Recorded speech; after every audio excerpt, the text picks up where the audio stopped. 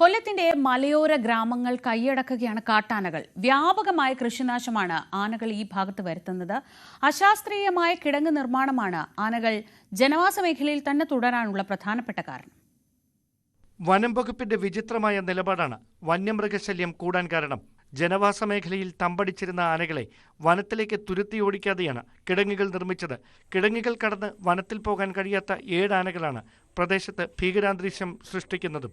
അലിമുക്ക് അച്ചൻകോവിൽ തീർത്ഥാടന പാത കൂടി ആയതിനാൽ പുലർച്ചെ മുതൽ പാത സജീവമാണ്. ആനകൾ യാത്രക്കാരെ വഴിയിൽ തടയുന്നതും പതിവ്. റോഡിന്റെ വശങ്ങളിലെ കാട് തെളിക്കാത്തതും കൊടും വളവുകളും യാത്രക്കാർ ആനയുടെ മുമ്പിൽ അകപ്പെടുന്നതിന് കാരണമാകുന്നു. പലപ്പോഴും വാഹനങ്ങളും തഴനാരിരയ്ക്കാണ് ആക്രമണത്തിൽ നിന്ന് രക്ഷപ്പെടുന്നത്. കൃഷിയിടങ്ങൾ മിക്കതും ആനകൾ ചവിട്ടിമെതിച്ചും തിന്നും നശിപ്പിച്ചിട്ടുണ്ട്. അലിമുക്ക് അച്ചൻകോവിൽ റോഡിലെ കറവൂർ മുതൽ ഉള്ള റോഡിന്റെ ഇരുഭാഗത്തായിട്ട് 2 ഫോറസ്റ്റ് സ്റ്റേഷന്റെ ലിമിറ്റ് നിൽക്കുകയാണ്.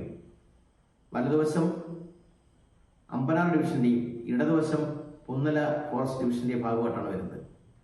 പുന്നല കടച്ചേരി മേഖലയിലും മാമ്പഴത്ര മേഖലയിലും കാട്ടാന ശല്യത്തിന് അറുതി വരുത്തുന്ന ഭാഗമായി ഹാങ്ങിങ് ഫെൻസ്, ഫെൻസിങ്, അതുപോലെ ട്രെഞ്ച് തുടങ്ങിയപ്പോഴത്തേക്കും ആനകൾ കറവൂർ ജനവാസ മേഖലയിലേക്ക് ഇറങ്ങിയിരിക്കുകയാണ്.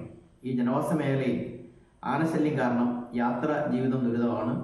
രാത്രികാലം ജനങ്ങൾക്ക് ജീവിക്കാൻ കഴിയാത്ത അവസ്ഥയാണ്. വലിയ തെങ്ങുകൾ വരെ കൂട്ടത്തോടെ എത്തി കുത്തിമറിക്കും. കറവൂർ, പെരുന്തോയിൽ, മൈക്കാമൺ തുടങ്ങിയ വാർഡുകളിലാണ് വന്യമൃഗശല്യം അതിരൂക്ഷം. കടുവ, പുലി, ആന, കാട്ടുപോത്ത്, കേഴ, പന്നി, കുരങ്ങ്, മയിൽ, മലയണ്ണാൻ എന്നിവയുടെ എണ്ണവും കൂടി.